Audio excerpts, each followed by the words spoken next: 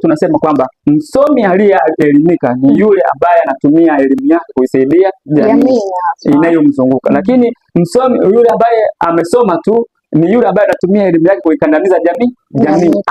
Hata kwenye maofisi tunasema kwamba kiongozi ambaye ameelimika ni yule kiongozi ambaye anatumia elimu yake kuisaidia taasisi au jamii ambayo inayomzunguka. Lakini kiongozi ambaye ni msomi tu na anatumia elimu yake kuikandamiza wafanyakazi. Sasa kama vijana tuna jukumu moja katika taifa hili. Tumeweza kusoma, umemaliza chuo kikuu. Swali la msingi, umetumiaje elimu yako wewe kuisaidia jamii inayokuzunguka?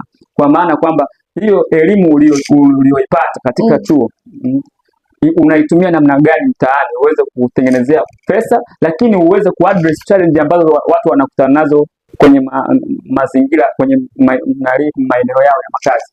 Kwa mfano, wewe unapoamua kuanzisha biashara, tunategemea katika biashara yako ulionayo uwe na kitu kingine cha ziada tofauti na wengine. Kwa mfano, mimi naweza kumaliza chuo nikasema ngoja nijiajiri tu kwa kuendesha bodaboda.